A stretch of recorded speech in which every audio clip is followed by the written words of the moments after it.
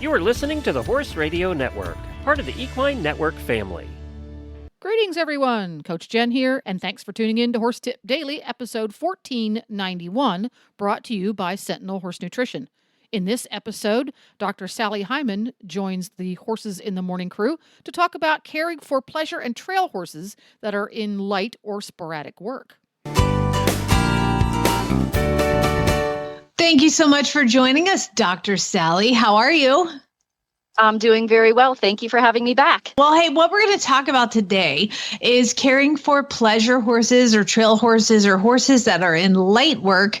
And like Glenn said, this is something we haven't really covered because you just don't really think about that. I always think about my event horses or my sport horses, and there's just some horses that don't have serious jobs, and I just got one of those. So this is going to be really interesting to hear about some of the ways to take care of them. So first of all, what are some of the common problems that pleasure horses or horses in light work face? Well, just like all other horses, they do have a job. It's just not as robust as, your event horse, but they do have to work. So they do have very similar problems to those other horses, but a lot of times we don't pick up on those problems as quickly because we're not asking them to do a super hard job. So that mild arthritis that they're developing, they don't have to go run really fast. They don't have to jump big fences. So maybe we don't pick up on it for a while, but they will experience the same difficulties and health issues that our elite athletes will, but a lot of times we don't recognize it as quickly. So we do want to treat them the same way as the top sport horses, but maybe we don't have to be quite as aggressive with the treatments or the preventatives for them because their job is a little bit easier. But again, they will have the mild arthritis, the hoof problems, have to make sure we've got good farrier care for them. And then certainly when it comes to all of the infectious diseases that are out there in the world, we want to make sure that they're well protected. So that comes down to very basic wellness care for them. We want to make sure that at least twice a year they're being seen by their veterinarian. Let's get a good basic physical exam. Make sure that their weight is good.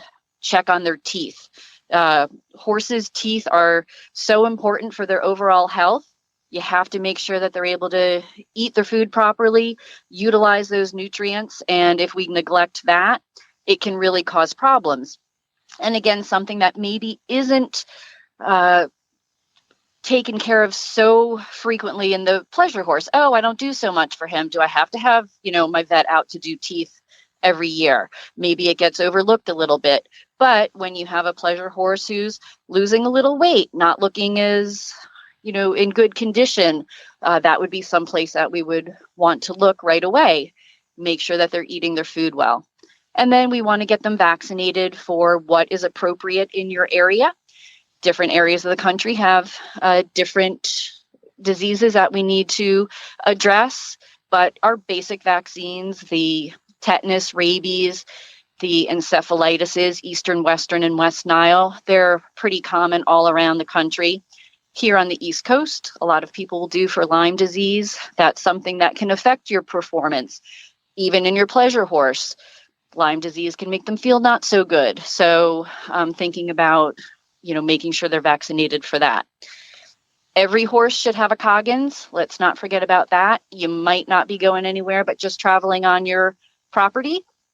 But it's very important for the overall horse population to make sure that we keep infectious anemia away. So make sure that your horse has a Coggins. Plus, you get a call from a friend and you want to go out trail riding in one of the state parks, you need to have that. So make sure you have it.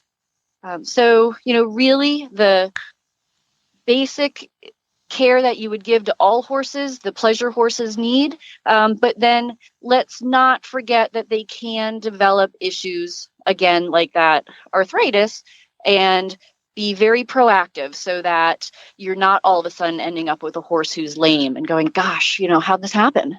Well, I think too, one of the things about these pleasure horses or horses that you don't, put to the test all the time.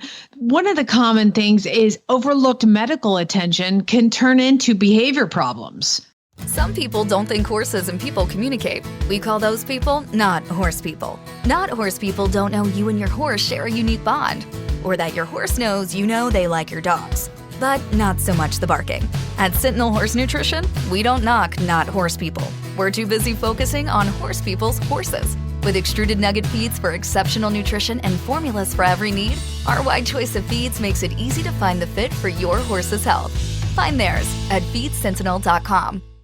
Exactly. That's a great point. And we always say, try to address any medical conditions that could be causing your horse to have a behavioral issue before you go, really increasing the training on them, because they may be trying to tell you something. And the only way that they can tell us is by limping or by acting out. And again, the teeth, gastric ulcers, even though we think our pleasure horses don't have a very stressful life, some of them just are internalizers. So you don't realize that they've got some stress in their life. So again, we said with losing weight, maybe it's the teeth, but maybe they're not eating well because they have stomach ulcers. And that can happen in pleasure horses just as easily as it can in your elite sport horses. Do you know what the problem I have with my pleasure horse who I recently acquired? What? Dr. Sallie is, his name is Billy, but I call him Fat Bill. Okay. He's fat and he needs to work harder, but he's just, so I was assuming that obesity is probably something you have to worry about with horses that are in light work as well. Definitely.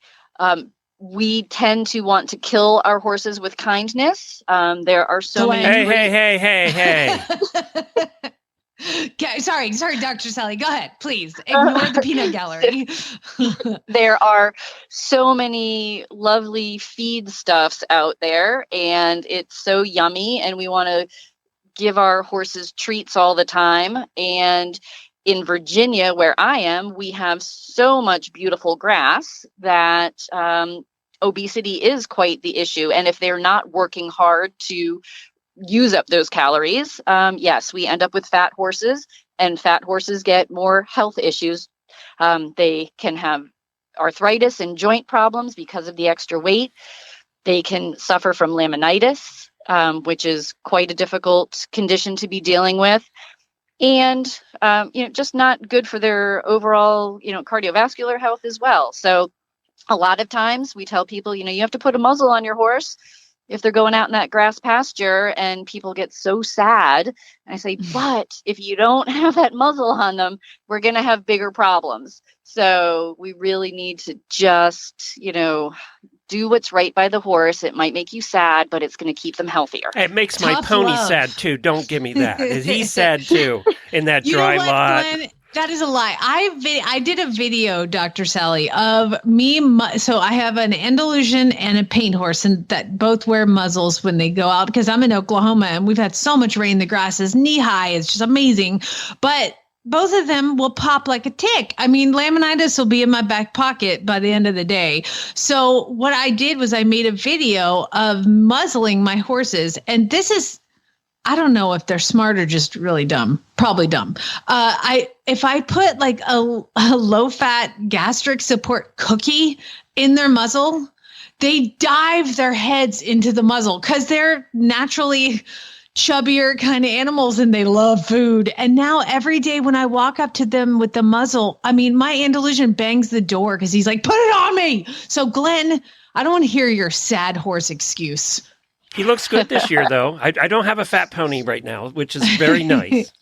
Well, congratulations. Are you muzzling appropriately? No, we use a dry lot, so I don't have to. He took the muzzle off. He wouldn't keep any muzzle on. He's a pony.